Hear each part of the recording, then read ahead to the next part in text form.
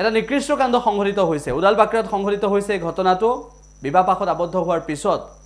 কইনা চাপৰ বাবে পঠিয়াই দিব বিচাৰিছে এনেধৰণৰ ভণ্ডদৰাক গ্ৰেপ্তাৰ কৰি আৰক্ষী ব্যৱস্থা কেতিয়া ল'ব এইবোৰ প্ৰশ্ন সন্মুখলৈ আহিছে তাৰ মাজতেই মুখ খুলিছে কইনাই কি হৈছিল সেই সন্দৰ্ভত মহিলাগৰাকীয়ে বক্তব্য দিছে দুদিন পিছৰ পৰা কৈ আছে যে নাৰাখো মোৰ সৰু ভণ্টি উখ আছে কৈছে যে সৰু ভণ্টি মোক তাৰমানে ঘৰত দিব মোৰ সৰু ভণ্টিজনীক আনিব মই কৈছো যে তই লাগে আৰু এটা বিয়া পাত দে মোক নেৰ মোক সি কৈছে যে তোক মই নাৰাখোৱেই মই কৈছো তই মই পলাই আহিছো নেকি তই মোক চাই আনিছ সি তেওঁ কৈছে ভুল হৈ গৈছে আৰু নাৰাখো মই তোক তাৰপিছত নাৰাখো বুলি কৈও মোক কালি জোৰ কৰি কৰিছে তাৰপিছত আজি মোক কৰিছে মোক এতিয়া মোৰ আজি আছে সি মোক কৈছে যে নাৰাখো তেওঁ মোক লগত জোৰ কৰি হেৰি কৰিছে আৰু কৈছে যে মোক নাৰাখে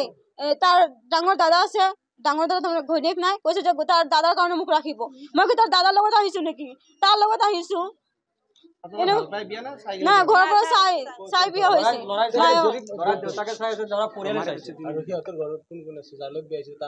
ৰাজকুমাৰ দাস এই কোৰ্টত কাম কৰে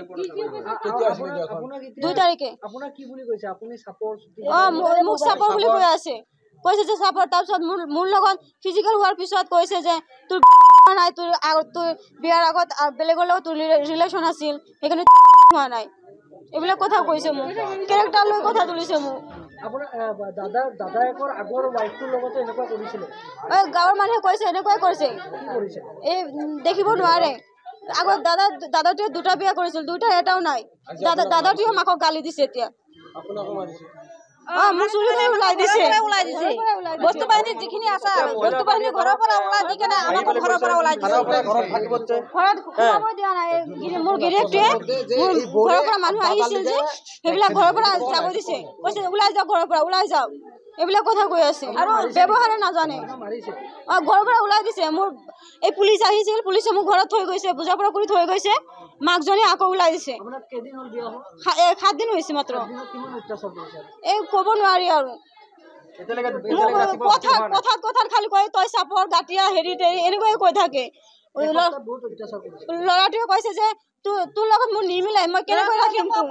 তই ইয়াতে থাকিলে এটা ৰাতি থাকিলে তোৰ ডিঙিটো কাটি দিব কৈছে মোক